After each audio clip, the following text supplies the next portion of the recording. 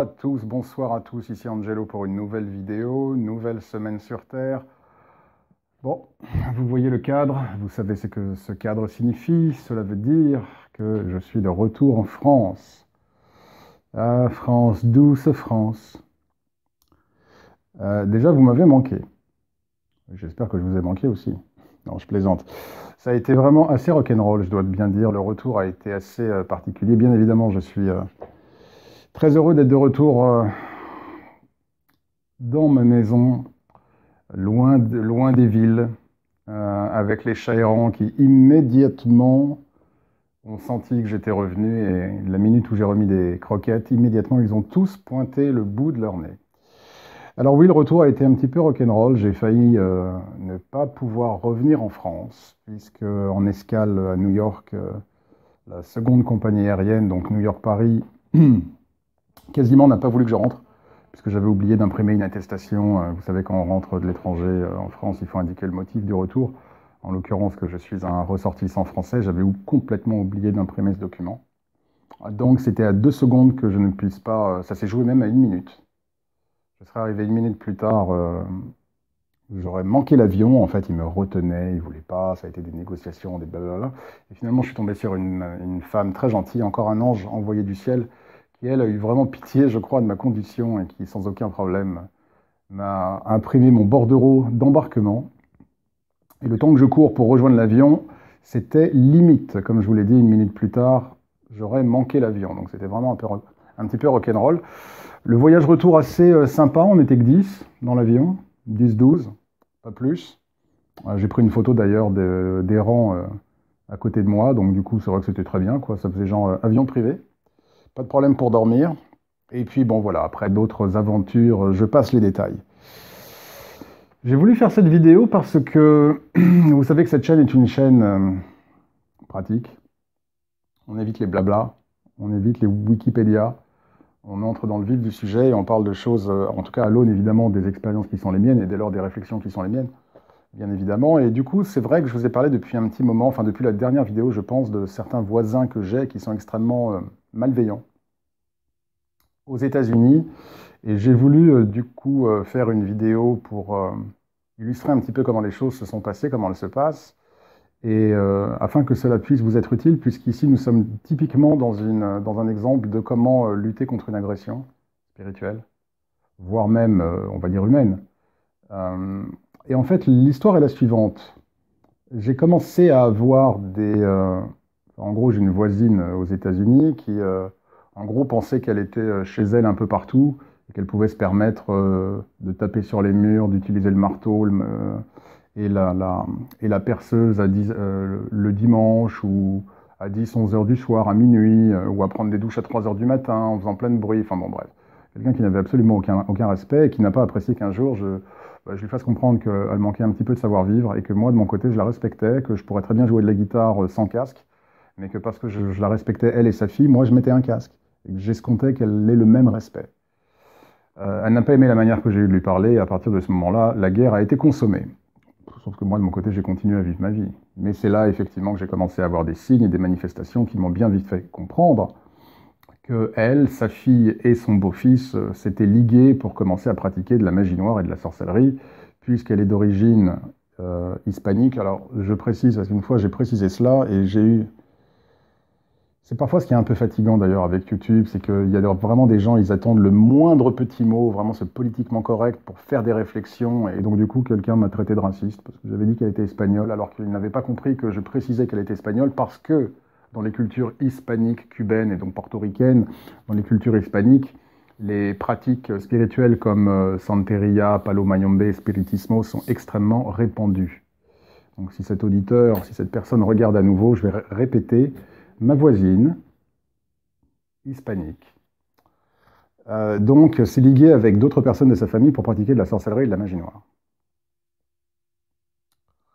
Alors, petite parenthèse, je fais un petit brin d'humour, mais la raison pour laquelle j'ai insisté sur cette réflexion hispanique, c'est parce que de l'étranger, des États-Unis, je vois bien qu'en France, on bascule vers un politiquement correct et en gros une chasse aux sorcières permanente où on ne peut plus penser librement, on ne peut plus rien dire, il y a des mots qui deviennent interdits. Je ne participerai pas de cette danse, je vous le dis tout de suite. je continuerai à avoir mon libre propos, qui sera toujours respectueux, bien évidemment, mais voilà, je continuerai à appeler un chat un chat.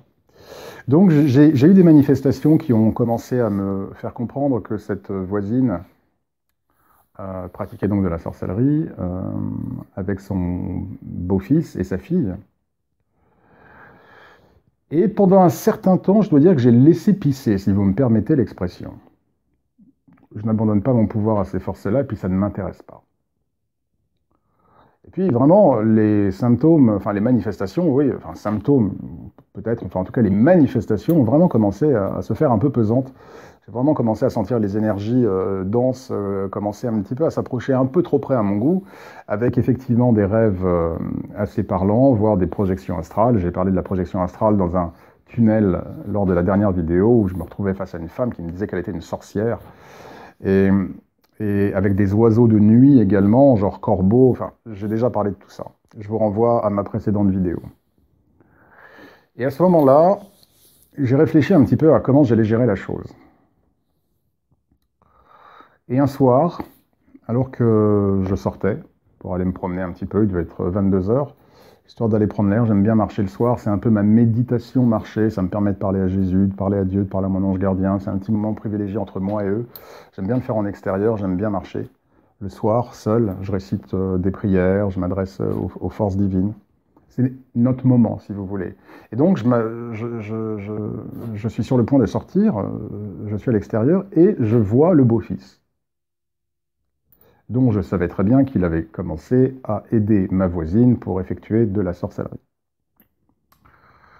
Et là, je marche, je passe devant lui, je fais ma petite méditation marché, et en revenant, je me dis, je vais aller lui parler. Donc, évidemment, je n'allais pas lui dire, je sais que tu fais de la sorcellerie, attention à tes fesses, ridicule. Je m'arrête et je lui dis, Bob, on va l'appeler Bob comme d'habitude, hein, on ne change pas les bonnes habitudes. Je m'arrête et je dis, Bob, il était à son ordinateur portable, je m'en souviendrai toujours, la porte de son van était ouverte, il était sur le siège passager, en train de regarder un film ou que sais-je, une vidéo sur Internet. Et donc je m'approche de lui, il me regarde et je lui dis, Bob, tu es un homme bon, tu as un bon cœur. Et avant même que je continue, je le sens se raidir.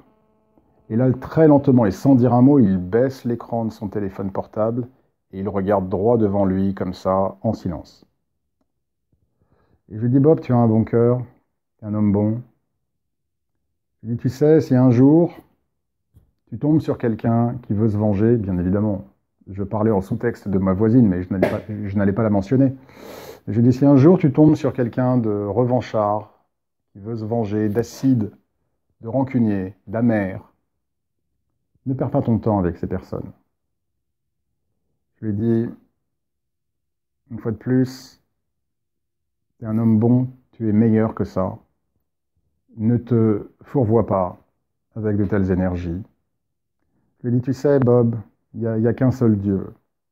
Dieu voit et sait tout. Et au fur et à mesure que je parlais, comme vous le savez, pour ceux d'entre vous qui maintenant suivent ma chaîne depuis un petit moment, je suis extrêmement sensible aux énergies. Et ce qui est très intéressant, c'est qu'au fur et à mesure que je lui parlais, et particulièrement quand j'ai commencé à mentionner Dieu, j'ai senti comme une enveloppe d'énergie négative m'envelopper comme un manteau.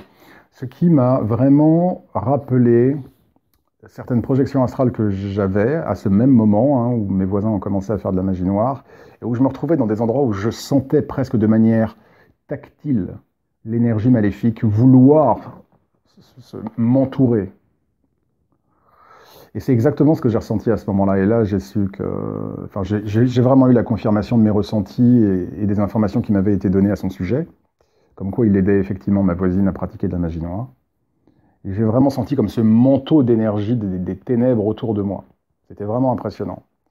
Assez difficile à décrire avec des mots, mais vraiment, ceux qui sont sensibles aux énergies sauront de quoi je parle. Et donc je continue à lui parler, je lui dis, tu sais, Dieu voit et sait tout. Et je lui dis par ailleurs, Bob, cette vie que nous avons, c'est une petite fenêtre, ça passe trop vite. On n'a pas le temps de la gâcher avec ce genre de choses. Et il s'est juste contenté de me dire, ouais, t'as raison. Il me dit, ouais, t'as raison. Pas genre, au revoir. Il m'a juste dit, oui, ouais, t'as raison. Et là, je suis parti simplement en lui disant que Dieu te bénisse. Et je me suis dit à ce moment-là, je vous partage tout ça parce que je sais que vous aimez les petites anecdotes spirituelles. Et quand je suis parti, je me suis dit,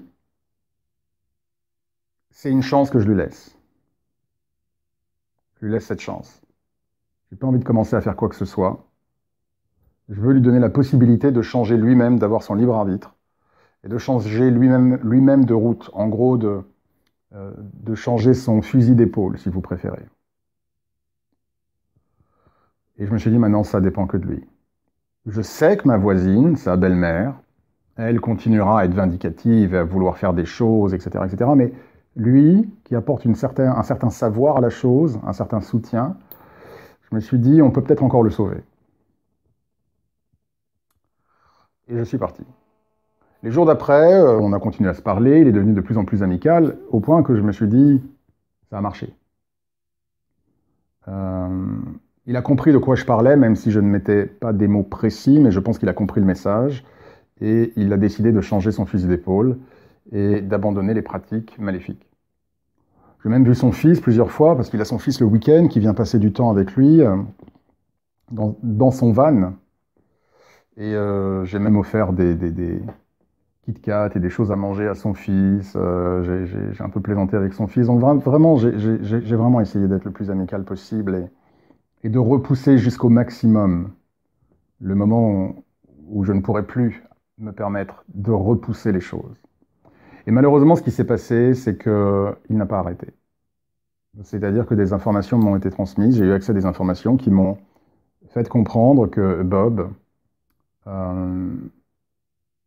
avait décidé de continuer à aider ma voisine et à pratiquer de la sorcellerie.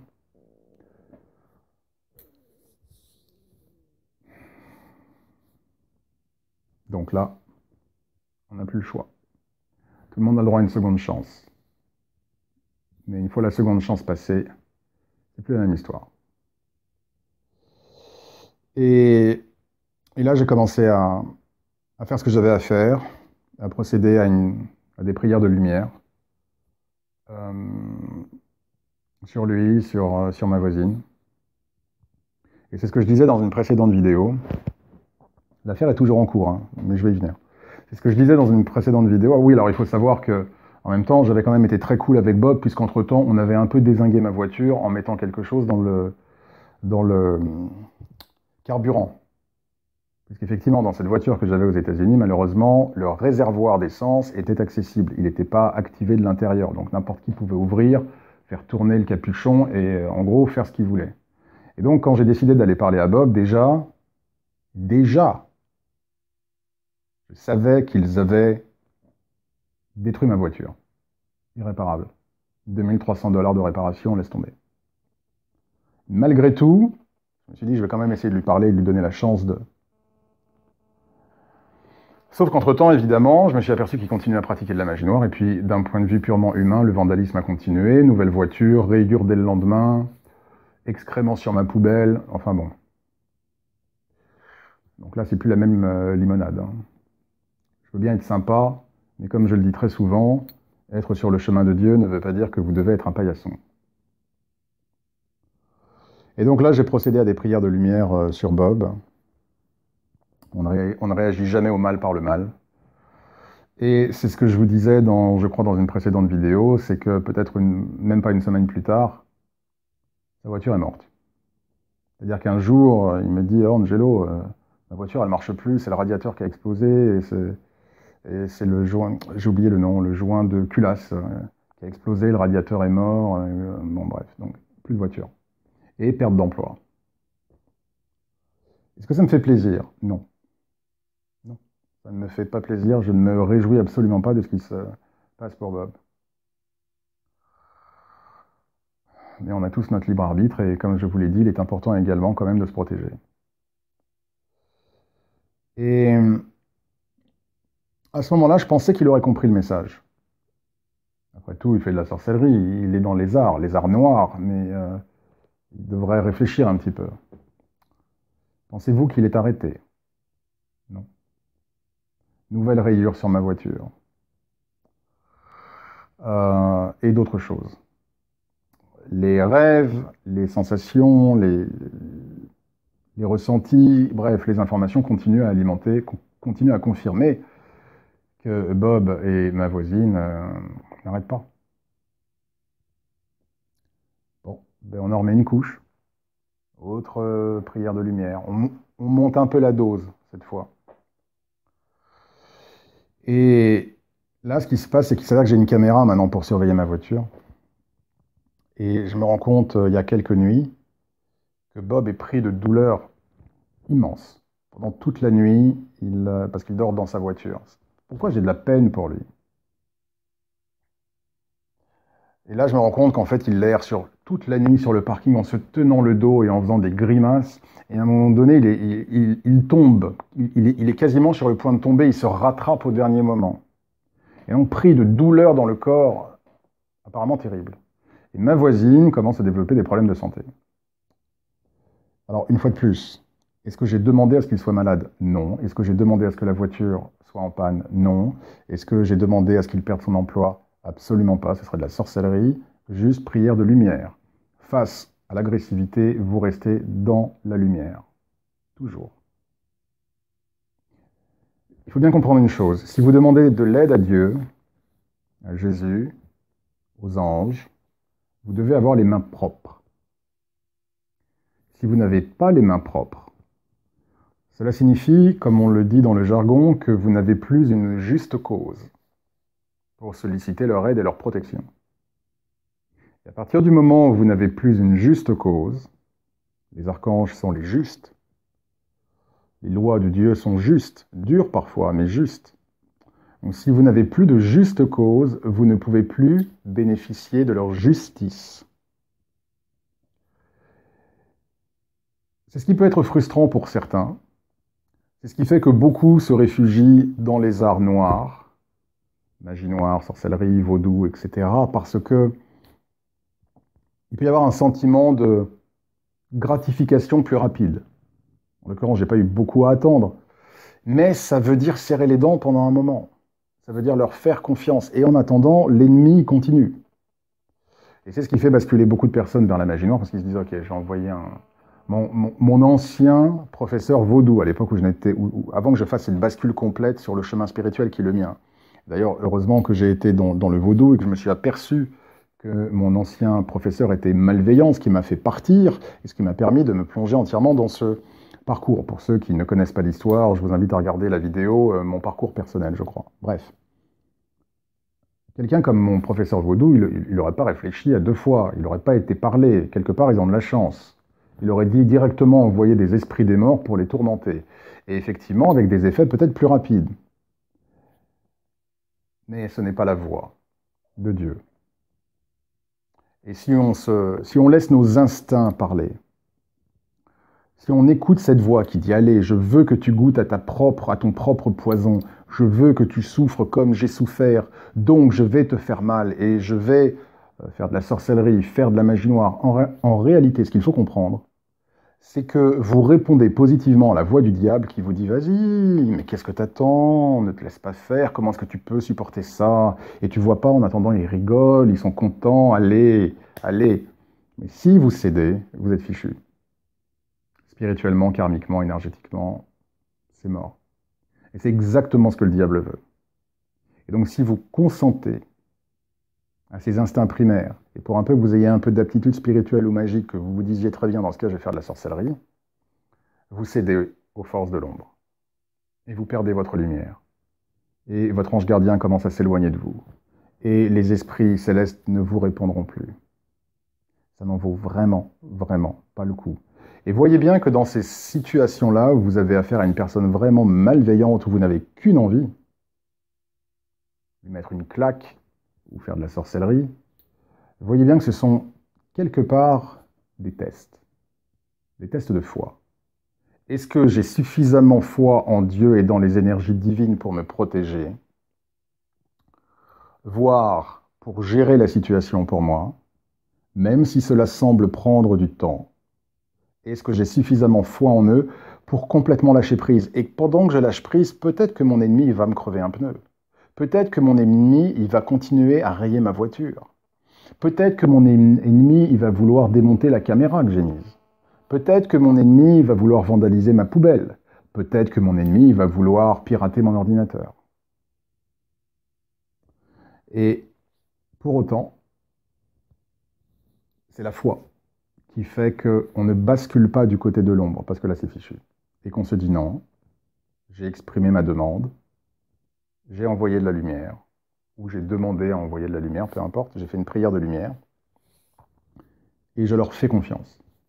C'est un test de foi. La foi, comme je vous l'ai dit, se manifeste souvent au travers de difficultés. Et très souvent, la foi se manifeste et se révèle quand tout en nous, mais vraiment tout en nous, nous pousserait vers le chemin opposé. Et c'est en quoi la foi est tellement magnifique, tellement forte et tellement magique. Parce qu'elle nous demande d'être ce que nous ne sommes pas instinctivement en tant qu'être humain incarné.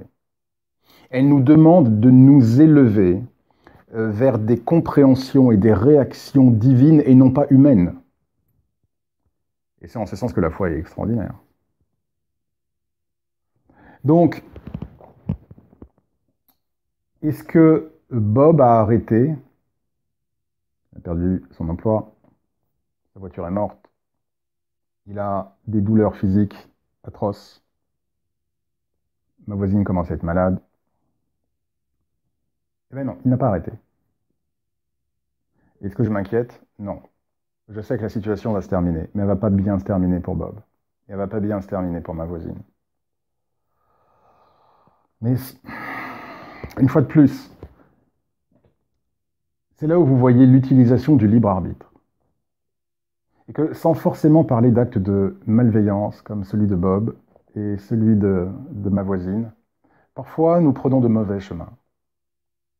Et nous nous entêtons à prendre un mauvais chemin, de prendre des mauvaises décisions, rester dans de mauvaises énergies, des mauvaises pensées, des mauvaises émotions.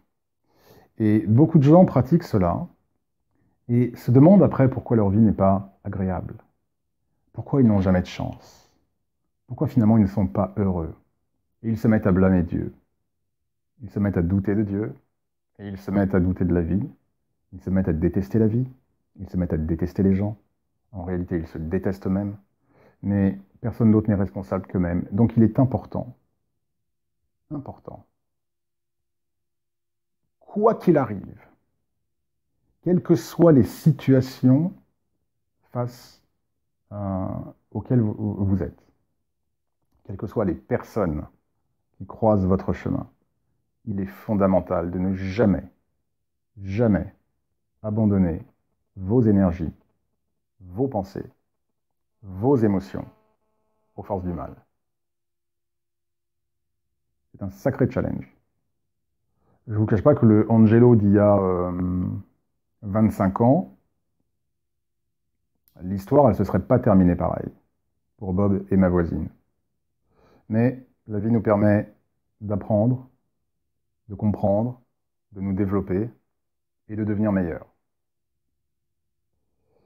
Donc, que va-t-il se passer désormais pour Bob et pour ma voisine?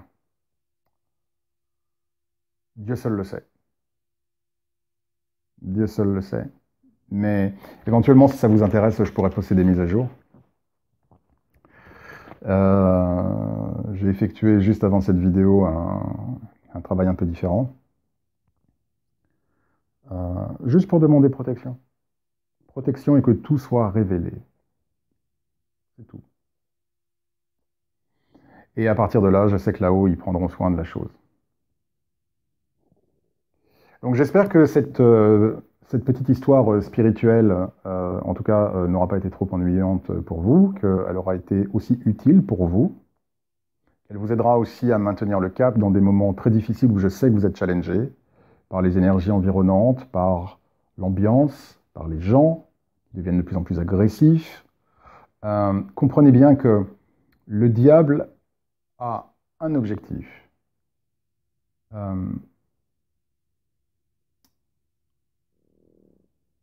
J'ai le mot anglais, j'arrive pas à trouver le mot français.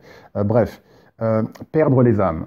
Et comment est-ce qu'il fait pour perdre les âmes et faire en sorte que les âmes cessent d'avancer vers Dieu? Eh bien, en attisant nos instincts primaires.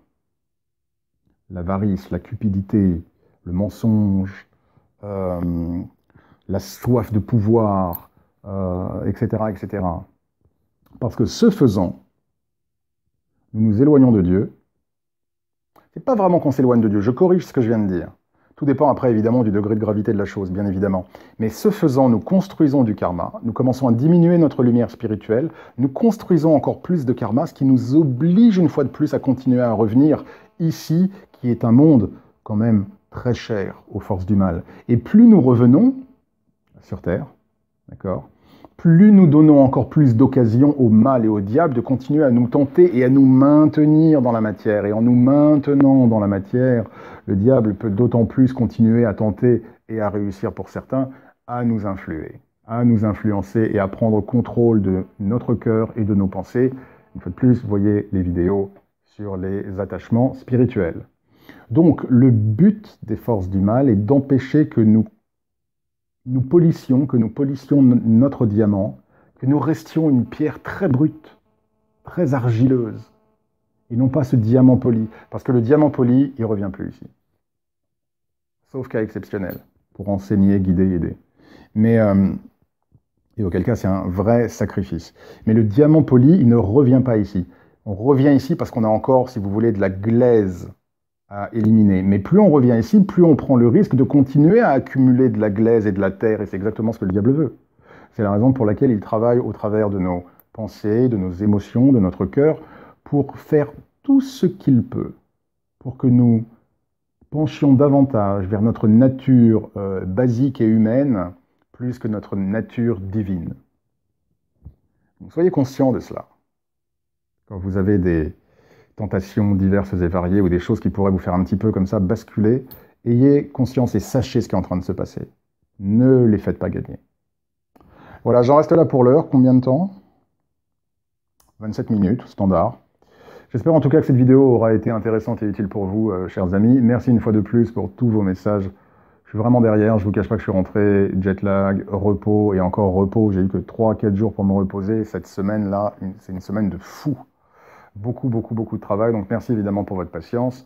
Merci pour tous vos commentaires, tous vos messages. J'espère une fois de plus que cette vidéo aura été utile pour vous. En attendant, je vous souhaite une excellente soirée. Restez prudents, prenez bien soin de vous, restez dans votre lumière et que Dieu vous bénisse.